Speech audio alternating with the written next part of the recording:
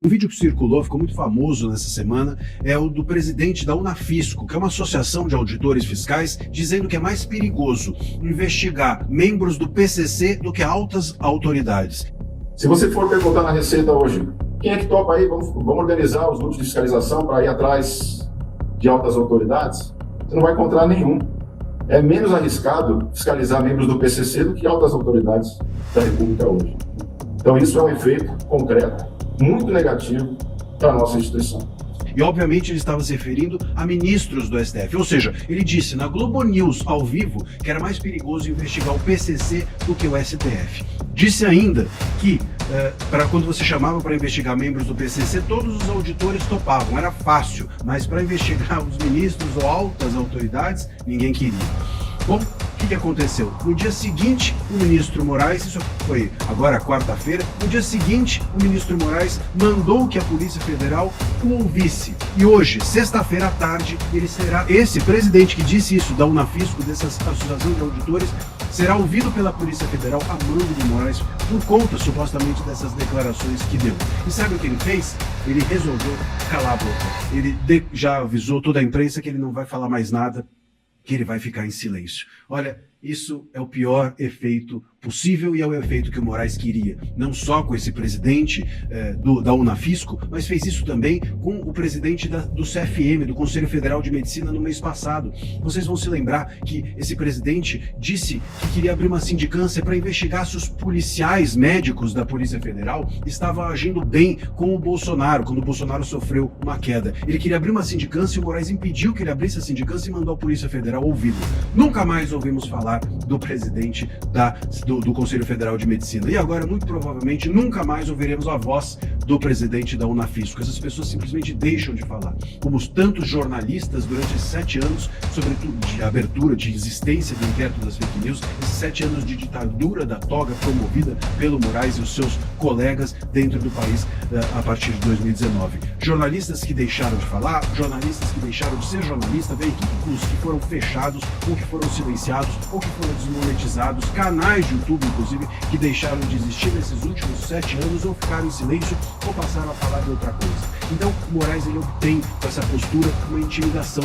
E é isso que esse presidente da Unafisco fez, que é determinar, ficar em silêncio, que o Moraes tanto quer. Por isso que ele revelou também o nome desses 4 servidores investigados, porque ele quer que esses servidores sejam expostos a público e passem a ter medo. E que os demais servidores que não estão dentro desse rol também tenham medo. A ideia é essa, é gerenciar o Brasil pelo medo. Essa é a postura do Moraes. Não é de hoje. Há 7 anos nós estamos assim. Hoje é que a grande e velha imprensa descobriu isso e está chocada com a sua descoberta. Mas isso vem acontecendo no país há 7 anos. É o efeito silenciador, o efeito inibidor. É o que a gente chama de chilling effect. E isso é esse efeito intimidador é usado por essas autoridades autoritárias, ditatoriais que nós temos hoje no Brasil. Infelizmente, o Moraes se especializou em fazer isso nesses últimos 7 anos, a partir do inquérito das fake news. E ele fez isso com a direita, fez isso com o Talhaferro, fez isso com a imprensa e agora fez isso com o CFM e agora faz isso também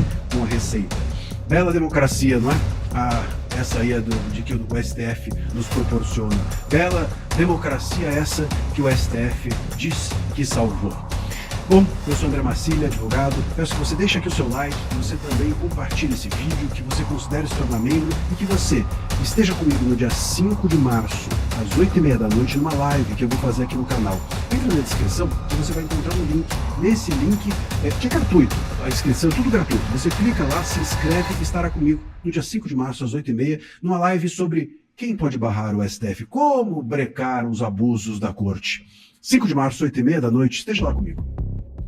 Paulo, por onde você vai começar? Começar com o André Mendonça, pode ser? Por cá? Legal, pô. Ué. Vamos abrir as portas da esperança. Saída triunfante pela esquerda. Gosta, hein? Então agora o que é? Vai ser facultativo. Isso. Maricá. Ponto facultativo. André Maricá. Não falei Marica, hein? Pelo amor de Deus. Maricá. É isso, Barros? É isso. Puta que lá. Vai, fala. Novo relator do caso Master no Supremo, o ministro André Mendonça dispensou ontem a ida obrigatória de Daniel Porcaro ao Congresso. O banqueiro iria prestar depoimento à Comissão Parlamentar Mista de Inquérito, a CPMI do INSS, e também na Comissão de Assuntos Econômicos nos dias 23 e 24 de fevereiro, respectivamente. Agora, Porcaro pode decidir se comparece ou não aos colegiados. Caso ele escolha por ir à audiência, o empresário, segundo a medida, poderá permanecer calado para evitar provas contra si, produzir provas contra si, né? O ministro também determinou que, caso o empresário decida ir a Brasília, terá de usar um voo comercial ou um avião da Força Aérea Brasileira. Voos particulares ou jatinhos estão vetados.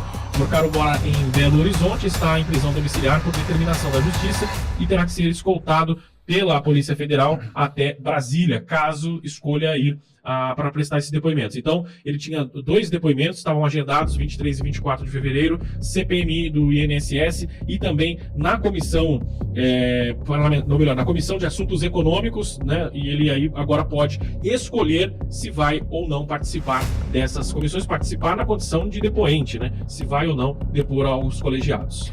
Agora eu te pergunto, você acha que ele vai? Difícil. Depois dessa decisão, difícil. Não. A não ser que ele queira, por exemplo, colocar medo na República. Daí ele pode ser que ele vá, mas é difícil. Ele pode ir até segunda-feira de manhã, falar que vai, depois não vai, sabe? Veja, como alternativa, eu posso ficar aqui? Posso. Eu posso continuar a usar de toda a minha força em função do que eu tenho sobre estes que aí estão, sem falar uma palavra? Pode. Vou ficar em casa.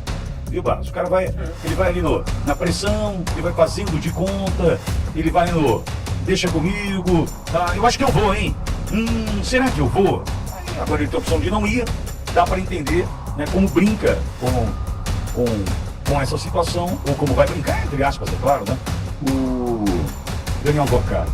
Olha, eu não tenho nenhum problema em lhe dizer, e quero que você me entenda, por gentileza, e eu espero ser o mais claro possível. Eu não nutro esperança no André Mendonça nesse sentido, e vou lhe dizer o motivo. Mas a gente precisa dar um crédito, a gente precisa fortalecê-lo, a gente precisa... Não, quem precisa de fato trabalhar com relação a isso é ele mesmo. É ele mesmo, não sou eu. Sabe, eu já dei vários votos, né? Depositei esperança, por exemplo, naquela liminar do Chiquini, que a gente não encontrou resposta, em tantas outras ações, porque, entenda, sei que existe regra, sei que existe regimento, sei que existe um negócio chamado 4 linhas, eu sei, mas eu sei também que existem muitos dentro da Suprema Corte hoje que desprezam as regras, desprezam o regimento, desprezam as 4 linhas, e nós precisamos, talvez a palavra seja um pouco exagerada, nós precisamos de um herói.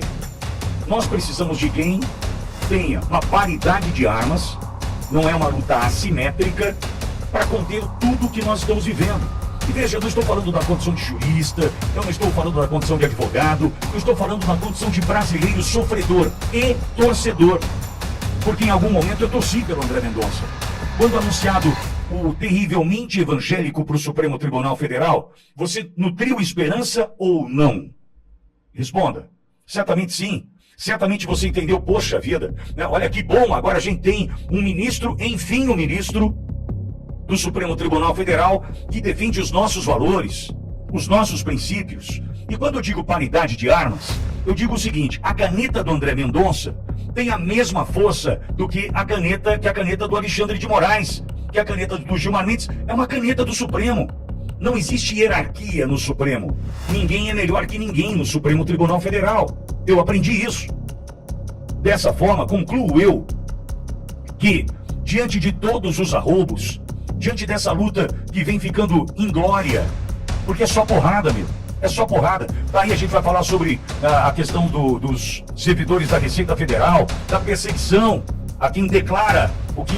veja, declaração, eu também faço aqui todos os dias as minhas declarações. Você passar a ser perseguido simplesmente por dizer o que você pensa. E aí dentro do Supremo Tribunal Federal, a gente depositar esperança sobre alguém que de verdade não faz jus. Ah, mas ele debateu, ele discutiu. Com qual resultado prático? Me diz. Então eu não tenho um herói. Então eu não tenho ali, dentro do Supremo Tribunal Federal, quem de fato possa representar os meus valores, os meus princípios.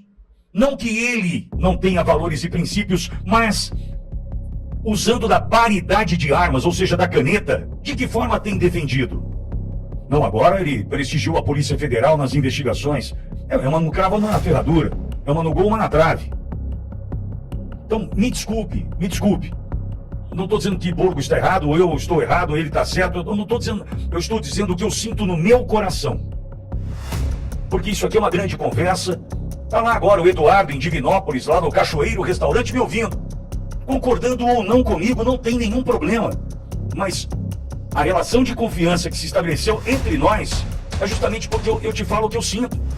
E o que eu tenho hoje no meu coração é que André Mendonça não corresponde com as expectativas depositadas sobre ele. Desculpa. Ah, mas ele vai à igreja. Ah, tá bom. Não, mas ele diz que vai doar o dinheiro do Instituto. Tá bom. Mas é no dia a dia. É no dia a dia. Não é no altar que a gente vai conhecer a pessoa. É no dia a dia. É na atitude. E me faz crer, por gentileza, André Mendonça, que a tua caneta tem o mesmo peso da caneta do Moraes, do Toffoli, que o livro que você escreveu homenageando o Dias Toffoli, eu queria entender com quais argumentos, qual a história contada para defender quem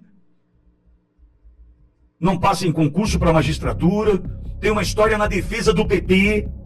Eu queria saber onde André Mendonça encontrou argumentos para escrever um livro que homenageia Dias Toffoli. Alguém pode me dizer? Onde encontrar argumentos para escrever um livro que homenageia Dias Toffoli? Alguém pode me ajudar? Veja, uma benfeitoria, uma benevolência do Toffoli. Alguém me ajuda? Eu não conheço a fundo, mas eu jamais colocaria o meu precioso tempo à disposição de uma investigação ou a busca pela informação que justificasse escrever um livro em homenagem ao Dias Toffoli. Desculpa, não dá, amigo, não dá. Veja, tem um amigo meu que diz: sabiá que anda com João de Barro vira servente de pedreiro. A gente sabe, boi pintado procura boi pintado, sapo não procura cobra, já diria um amigo meu. Sabe, ditado popular, a gente tem vários aí nesse sentido, que vão te mostrando o seguinte: não, mas agora ele vai se redimir. Tá bom, você já fez alguma besteira na vida? Eu já fiz muitas, muito, não tem nenhum problema em dizer, muito. A gente pode se arrepender, claro. Do fundo do coração, você e Deus, Deus e você, o seu arrependimento, o seu pedido de perdão e bola pra frente. Essa é a vida, essa metamorfose ambulante, não é? Agora, me prova. Na condição onde está André Mendonça, ele tem que me provar. Se ele fosse uma pessoa comum, guardada numa sala agora, trabalhando, olhando por uma tela de computador como você provavelmente esteja, você não tem que me provar nada, amigo. Boa sorte para você. Parabéns se você decidiu viver uma vida buscando a santidade. Esse é o caminho. A busca pela perfeição é o caminho. Buscar ser justo e perfeito, a santidade, eu entendo. Não é mole. A gente escorrega. Mas isso é você e Deus aí, você e suas decisões. Agora, quando alguém ocupa uma posição como André Mendonça, aí, amigo, é público. É uma decisão, como agora, vocar é facultativo. Ele vai se ele quiser. Isso ajuda ou atrapalha agora? Eu vou melhorar a minha pergunta. Isso ajuda quem? Quem? A gente sempre precisa fazer o reverso, né? Tá, essa decisão, não vai, é facultativo. O cara não precisa mais ir à CPMI do INSS, ele vai se ele quiser. Imagine o Carlos Viana agora, presidente. Imagine Alfredo Gaspar, debruçado sobre o caso dedicado que é. Imagine agora, ouvindo essa decisão, tá feliz da vida? E aí eu preciso voltar à pergunta. Isso ajuda quem? Vorcaro não participar da CPMI, decidir não ir. Isso ajuda o Vorcaro. Só o Vorcaro? É uma decisão que poderia ser diferente. Mas tem o Pacto de São José da Costa Rica. Eu tenho um presidente preso agora. Um inocente preso agora. Não teve devido processo legal cumprido. Tem aí, já vou fazer uma campanha por 2 patriotas que estão passando fome. Teve cumprimento o cumprido devido processo legal? Não. E saber que eu não tenho quem me defenda dentro da corte, onde a caneta tem o mesmo peso para todo mundo, isso me deixa chateado, triste, não. Isso me deixa muito puto, para dizer a real. Por quê? Em algum momento você acreditou no terrivelmente evangélico. Vitória, a gente tem que dar uma chance. É uma na trave e uma no gol. Uma na trave e uma no gol. Você vai deixar de torcer? Não sei. Vai deixar de ter esperança? Mas quando você percebe que seu time vai ser rebaixado, é duro, não é? Quando você percebe que o negócio desandou, não ganha uma, tá lá, pô, dos 9 pontos disputados, tem um só na tabela, não fica ruim. É assim. É assim que eu me sinto hoje. Esperança, de verdade, eu não tenho. Vai ter que trabalhar muito para recuperar a minha esperança e provavelmente a de muitos. E repito, a idade vai deixando você intransigente, turrão, né? Só depende dele. A caneta tá na mão. Até aqui, a dúvida tem falado muito mais forte do que a certeza de que está no caminho, luta pelo caminho, tá fazendo o melhor. Até aqui, eu não vi ainda motivos para a gente comemorar como gol de Copa do Mundo qualquer iniciativa do André Mendonça. E é por isso que eu vou aqui fazer a minha crítica. Não tem nenhum problema. E se ele não gostar, me perdoe. Desejo que só não venha agir como Moraes. Vamos aguardar.